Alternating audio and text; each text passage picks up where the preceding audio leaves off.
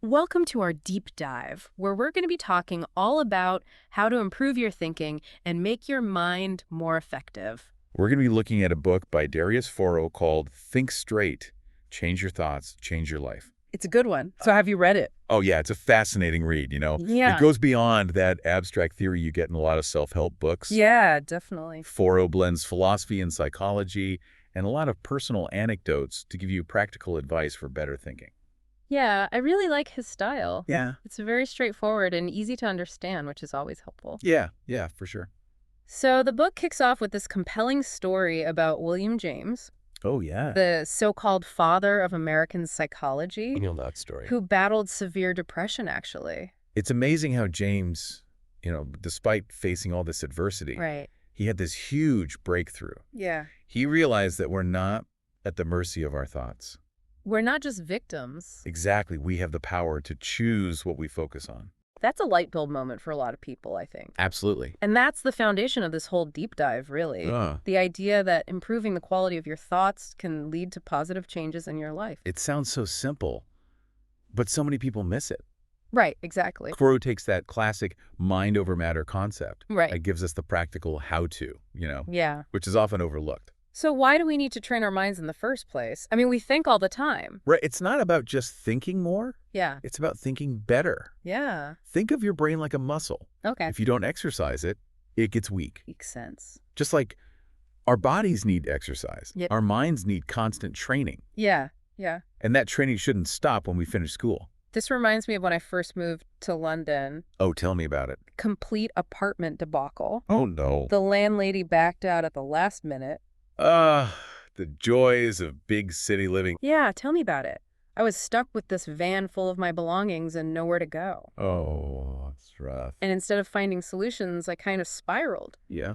The stress and the chaotic thinking just made the situation 100 times worse. It's so easy to get caught up in that. Then I had this think straight moment. Oh, I love those. It was a conscious decision to just focus on finding a solution. That's powerful. And the energy just shifted. Wow. Immediately, it was amazing. So you stopped focusing on the problem Yeah. and started looking for solutions. Exactly, yeah. I booked an Airbnb, calmed down, Smart move. and the landlady actually ended up renting me the place anyway. No way. Yeah, happy ending. That's incredible. It just goes to show how our thoughts really impact our experiences. Huge, huge. It's the difference between letting your mind control you or you taking control of your mind. It's a big one. Yeah. So how do we start filtering out those useless thoughts and focus on the useful ones? Forough talks about how our brains are bombarded with information all the time. We Right. develop these mental shortcuts to cope, these heuristics. Like trial and error or going with what's familiar? Exactly. Yeah. Okay. They can be helpful sometimes, but they're not always the best way to make decisions. So what does all this mean for us? How can we be more intentional with our thinking? Forough emphasizes this idea. True is what works. Okay, yeah. It's about focusing on what actually gives you results in your life. So less theory, more practicality. Exactly.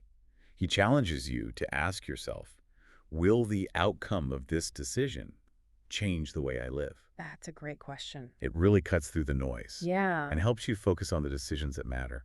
Awesome. It's about being mindful of how your thoughts shape how you see things and ultimately what you do. Well, It's powerful stuff. Forough then dives into the two types of thoughts he considers the most useful: Okay. problem-solving thinking and understanding and applying knowledge. This is where things start to get really interesting. And he even talks about cognitive biases, Oh, yeah, those fascinating little glitches in our thinking. which I find so fascinating. They're these systematic errors in our judgment. Yeah.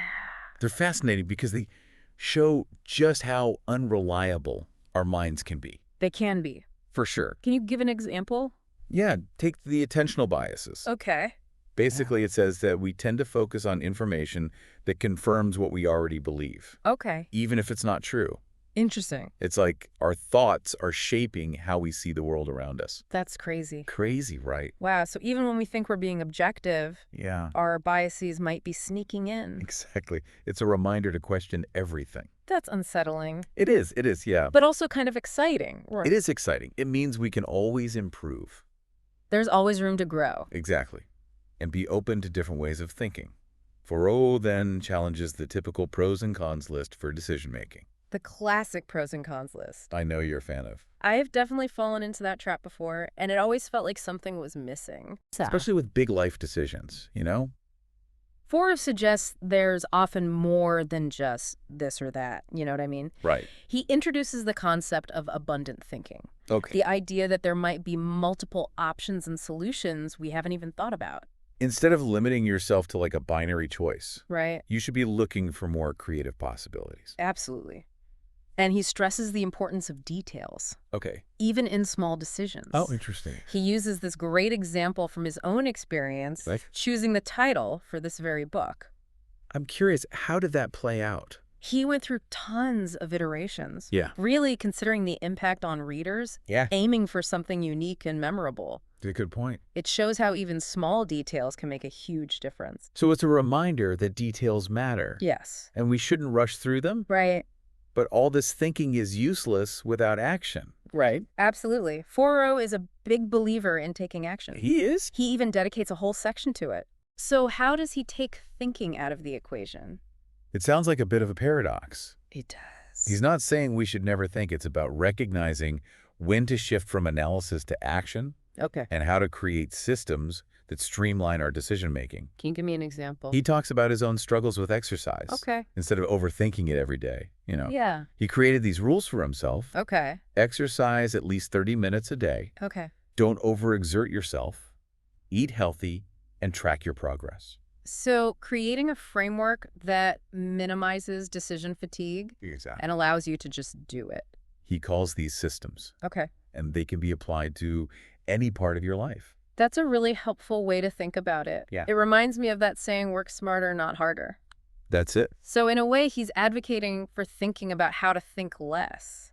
You could say that. Interesting. It's about being more strategic and intentional with your energy. Right. You can automate some decisions, Right. so you can focus on what's important. Speaking of what's important, Forough also shares an anecdote about his grandmother Oh, yeah. and the regrets she had towards the end of her life. It's a powerful story. It is. It makes you think about your own choices. Her biggest regret was not living in her home country Yeah. and for the latter part of her life. She made a lot of sacrifices for her family. Yeah. And in the end, she wished she'd followed her own heart more. It's a good reminder to be true to yourself It is. and to act on those things that truly matter to you, Right. even if it means going against convention. Yeah. So how do we avoid ending up with those same regrets? It seems like self-knowledge is key. Oh, okay. He talks about how he used to make decisions based on what he thought he should be doing Yeah. rather than what actually felt right. So not just knowing what you want, Right. but understanding who you are. Exactly. Click. It's an ongoing process. It is. It involves a lot of introspection and reflection. Yeah. Honestly, evaluating your choices. This is tough. It can be. This makes me think about all those times I've said yes to things I didn't want to do, Oh, yeah. just because I felt like I should. We've all been there. Forough talks about how he's learned to be more discerning Yeah. with his time and energy. For sure. He's much more likely to say no now. To things that don't align Yeah. with his goals. Have you noticed a change in how you approach these situations? Oh, yeah. I'm getting much better at recognizing those situations and setting boundaries. That's great. Speaking of boundaries, Forough also seemed to have a unique perspective on money. Okay. He has these 5 money rules Okay. that he lives by. And they're pretty unconventional. I'm intrigued. What are they? He says 1, spend less than you earn. Okay. 2, save as much as you can. Okay. 3, invest your savings. Okay. 4, own your home. Okay. And 5, build your own business. Those are some bold statements. They are, but they make sense. They do. When you think about creating financial stability and independence. It's about being in control of your finances and not letting money control you. Right. I think that resonates with a lot of people. I think so too. Money worries can consume your thoughts Absolutely. and prevent you from thinking clearly. He's advocating for a more mindful approach to finances. So you're not constantly worrying about every penny. Yeah. Do you ever find yourself overthinking financial decisions? Sometimes, yeah. But Forough actually suggests there are times when we should stop trying to think our way out of everything, Oh, even when it comes to finances. isn't this whole book about thinking better?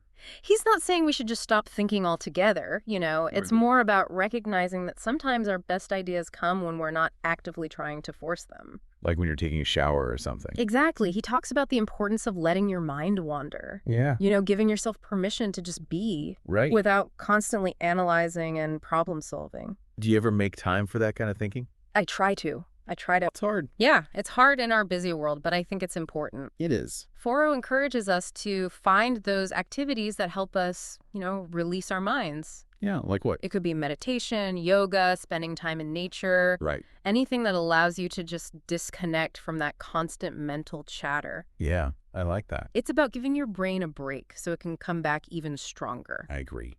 This deep dive is seriously making me rethink my whole approach to productivity. Oh, wow. Maybe I need to schedule in some non-thinking time. That's a great idea. Right, it's a radical idea in our always-on culture, but it might be the key to unlocking our full potential. He even suggests that these moments of stillness are just as important as the times when we're actively thinking.